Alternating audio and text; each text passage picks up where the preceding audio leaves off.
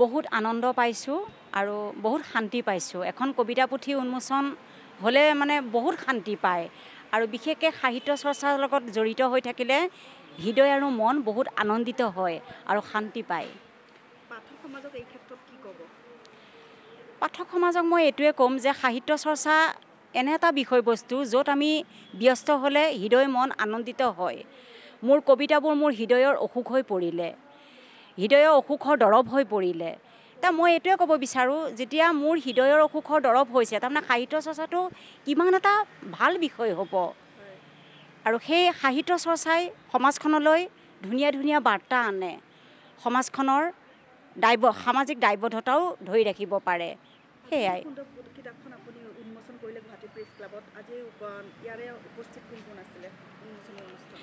উপস্থিত আছিলে উন্মোচক বিশিষ্ট লেখক সংগীত শিল্পী ডাক্তৰ আঞ্জনজ্যোতি চৌধুৰী মহাশয়, বিশিষ্ট অতিথি অধ্যাপিকা সাহিত্যিক ডক্টৰ স্মৃতিৰেখা ভূঞা বাইদেউ, জ্যেষ্ঠ সাংবাদিক সাহিত্যিক স্বপ্না বেজবৰুৱা বাইদেউ, জ্যেষ্ঠ সাংবাদিক লেখক কবি দিগন্ত কুমাৰ নাথ মহাশয়, সমীক্ষণ আলোচনী সম্পাদক জ্যেষ্ঠ সাংবাদিক জোনজ্যোতি দত্ত বৰা মহাশয়। আজিৰ এই কিতাপখনত কিমান পৃষ্ঠাৰ আপুনি? 52 পৃষ্ঠাৰ। কিমান দিনৰ প্ৰচেষ্টাত আজি এইটো 1.5 বছৰ 2 বছৰ লাগিলে। পিছৰ পৰিকল্পনা কি? পিছৰ পৰিকল্পনা আকৌ মই 4ৰ্থ কবিতা পুথি উন্মোচনৰ প্ৰচেষ্টা চলাম আৰু ভাল ভাল কবিতা লিখিবলৈ চেষ্টা কৰিম, যাতে ৰাইজে আদৰি লয় 3 নম্বৰ কিতাপখন আৰু 4ৰ্থখনো যাতে পঢ়ি ভাল পাব, সেইটোৱে প্ৰচেষ্টা মোৰ। ধন্যবাদ। শান্তি আমি আন ক'তো বিচাৰি নাপাওঁ। জীৱনৰ ঘাট প্ৰতিঘাত দুখৰ সময় পাৰ কৰিবলৈ সাহিত্য চৰ্চাই আমাক বহুত সহায় কৰে। কবিতাবোৰ মোৰ হৃদয়ৰ অসুখৰ দৰৱ হৈ পৰিল। জীৱনত পোৱা নোপোৱাৰ খতিয়ান, সুখ দুখৰ বিশ্লেষণ আৰু অভিজ্ঞতাবোৰৰ ওপৰত ভিত্তি কৰি মই কবিতাবোৰ লিখিবলৈ চেষ্টা কৰিছোঁ। প্ৰথম কবিতা পুথি নতুন পৰিচয়, দ্বিতীয় কবিতা পুথি কবিতা আৰু মই ৰাইজে যেনেদৰে আদৰি ল'লে, পঢ়ুৱৈ সমাজে পঢ়ি ভাল পালে, ঠিক সেইদৰে নিবিচাৰোঁ সেই সময় কবিতা পুথিখন যদি ৰাইজে আদৰি লয়, পঢ়ুৱৈ সমাজে পঢ়ি ভাল পায়, মোৰ চেষ্টা সাৰ্থক হ'ব, উদ্দেশ্য সফল হ'ব। আপোনালোকৰ বহুমূলীয়া সময় দি আজি অনুষ্ঠানটি সাফল্যমণ্ডিত কৰাৰ বাবে সভাত উপস্থিত সকলোলৈকে আন্তৰিক শ্ৰদ্ধা জ্ঞাপন কৰিছোঁ। আমাৰ ব্যক্তিগত নহয়, ঘৰখনৰ, আৰু সকলোৱে ইমান মৰমেৰে কামটো কৰিছে, উপস্থিত থাকি ভাল লাগিল। দৰ্শনাৰ্থীৰেহে প্ৰথমে ধন্যবাদ জনাইছোঁ। দ্বিতীয় কথা যে ইয়াতে মঞ্চত ইমান কেইজন বিশিষ্ট ব্যক্তি থকাৰ পিছত মই একো বিশিষ্ট নহয়, তথাপি দৰ্শনাই এই ছাৰে কোৱাৰ দৰে যিদৰে অনুৰোধটো কৰে, সেই অনুৰোধটো আচলতে নাৰাখি নোৱাৰি কাৰণে এদিন ছুটি ল'বলৈ হ'লেও বাধ্য হ'লোঁ। কলেজৰ মাজত মই আহিবলৈ বেয়া পাওঁ, যে মাজত মই 2 ঘণ্টা এটা মিলাই আহি যাব পাৰোঁ, তথাপি ভাল নালাগে। সেইকাৰণে এদিন ছুটি লৈ হ'লেও আহি মই ভাবিছোঁ যে মোৰ অহাটো সাৰ্থক হৈছে, এটা ভাল লগা পৰিৱেশ পাইছোঁ। আমাৰ যিটো ভাৰতীয় সাহিত্যৰ প্ৰথম কবিতাটো সৃষ্টি হৈছিল আপোনালোক সকলোৱে জনা কথা।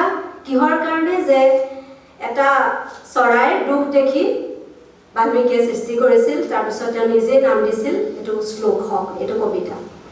কিহৰ কাৰণে সেই কবিতাটোৰ জন্ম হ'ল? যে এটা সহমৰ্মিতা, মানুহৰ জীৱৰ দুখ দেখি, মানুহৰ নহয় জীৱৰ দুখ দেখি, জীৱৰ বেদনা দেখি তেওঁৰ অন্তৰত যি কান্দোন সৃষ্টি হ'ল, সেই কান্দোনৰ পৰাই কবিতাটোৰ জন্ম হ'ল। গতিকে যি ভাৰত ভূমিত আন জীৱৰ প্ৰতি সহমৰ্মিতাৰ কাৰণে প্ৰথম কবিতাটোৰ জন্ম হৈছিল, সেই ভাৰতত, সেই অসমত মানুহৰ প্ৰতি সহমৰ্মিতাই হৈছে কবিতাৰ প্ৰথম ভিত্তি। গতিকে বাইদেউৰ যিখন কবিতা পুথি মই দেখিছোঁ নিবিচাৰোঁ সেই সময়, ইয়াত দেখা গৈছে যে এটাই কবিতাটোৰ মূল, সকলো কবিতাৰ মূল যিটো প্ৰেৰণা, সেইটো হৈছে মানুহৰ ভাল হওক।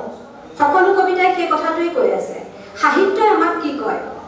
সহৃদস্য ভাৱহি সাহিত্যম, য'ত সহৃদয়তাৰ ভাৱ আছে, কাৰ প্ৰতি? মানুহৰ প্ৰতি, জীৱৰ প্ৰতি সহৃদয়তাৰ ভাৱ, আনৰ দুখত। এনেকুৱা এটা কঠিন সাহিত্যৰ অংগ, মানে কম কথাতে মানে প্ৰকাশ কৰি ফুটাই তুলিব লাগে।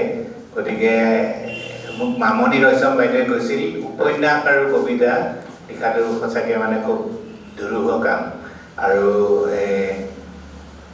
আমাৰ কবি জানুনাথ ডাঙৰীয়ানীয়ে তেখেতৰ অসুখ হোৱা বুলি মই এতিয়াহে গম পাইছোঁ কিবা তেওঁ অলপ দুৰ্বল হৈ আছে